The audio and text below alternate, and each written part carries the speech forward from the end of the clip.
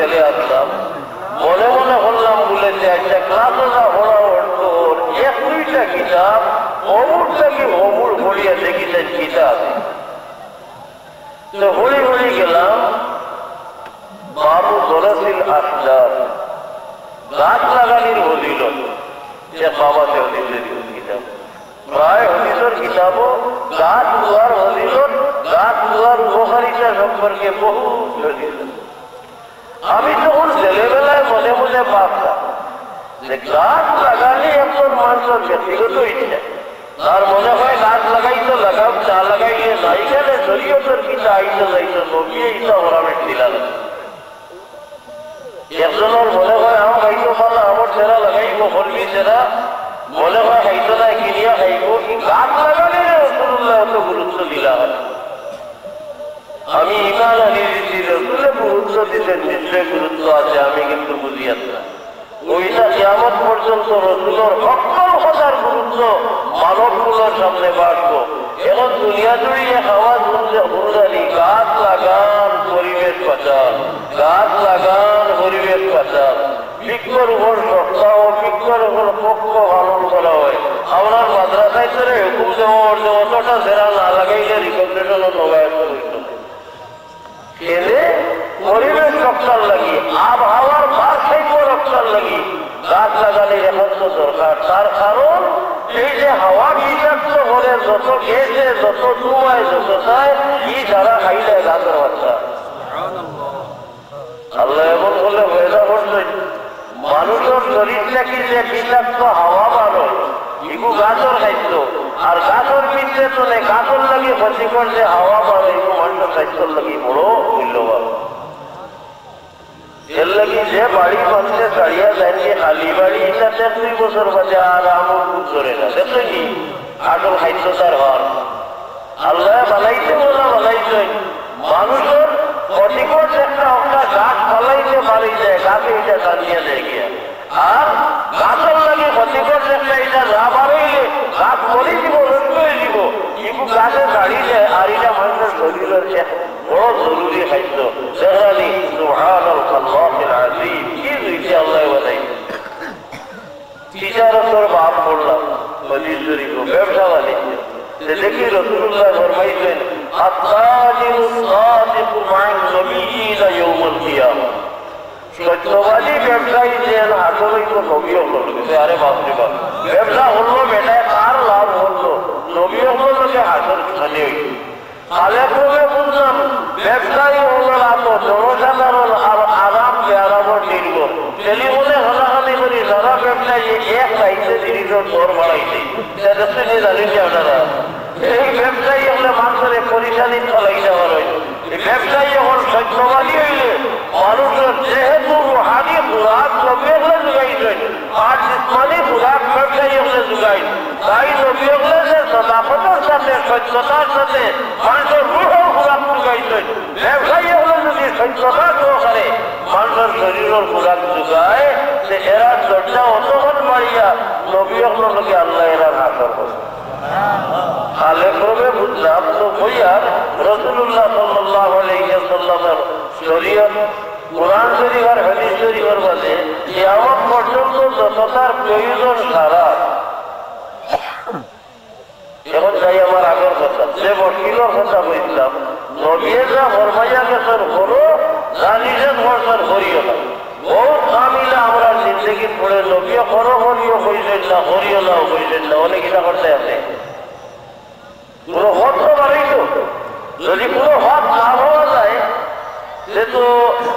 ওইটা ওই বই কোরআন শরীফ যথেষ্ট নয়, আরো আসমানি কিতাব নাজিল হওয়ার দরকার। ই নবীর হাদিস যথেষ্ট নয়, আরো নবী হওয়ার দরকার, আরো হাদিসের দরকার। আমরা বহুত লাইসেন্স নতুন ভাবে বাড়িয়ে গেছে, জমানার প্রয়োজনের চাকরিতে বাড়িয়েছে, বিভিন্ন কারণে বাড়িয়েছে। ইটা সম্পর্কে নবী করিও হইতেন না, করিও নাও হইতেন না, ইটার কি মীমাংসা? ওইটা না একান্ত দরকারি বিষয়টা মনোযোগ সহকারে আল্লাহ রাব্বুল আলামিন রাসূলুল্লাহ সাল্লাল্লাহু আলাইহি ওয়াসাল্লামের উম্মতের মধ্যে একটু করে ই পরিমাণ জ্ঞান দান করতেন, ই পরিমাণ বিবেক শক্তির তেজস্বী বানাইতেন,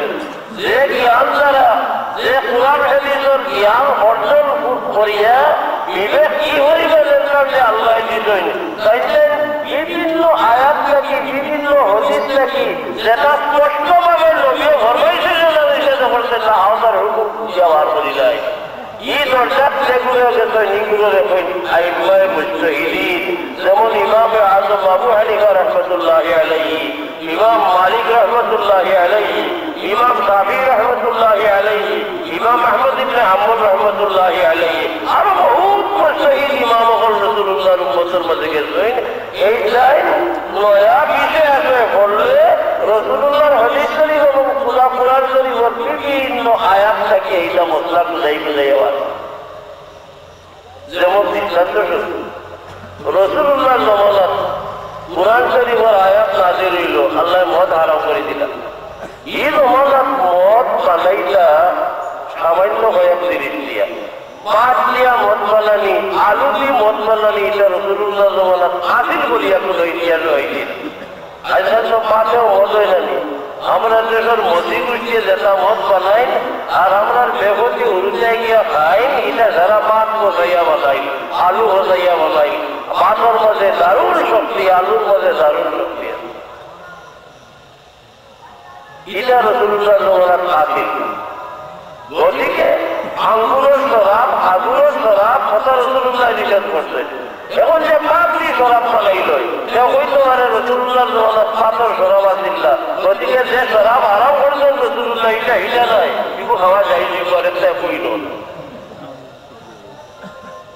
এখন হাদিস শরীফ তালাক করার লাগলা কুরআন শরীফ তালাক করার লাগলা ইমাম হল বড়ি বড়ি হাদিস শরীফের মধ্যে এই সম্পর্কে ভুল নীতি বা উসুল হইলা এটা হইলা قال رسول الله صلى الله عليه وسلم كل مسكر حرام রাসূলুল্লাহ ফরমাইছেন যত জিনিসের মধ্যে নেশা আছে এগুলো চূড়াও আর বেশও খাওয়া হারাম বাতরে আপনি নিশাদার বানাইলেও যদি ফসাইয়া বা কোনো প্রক্রিয়ায়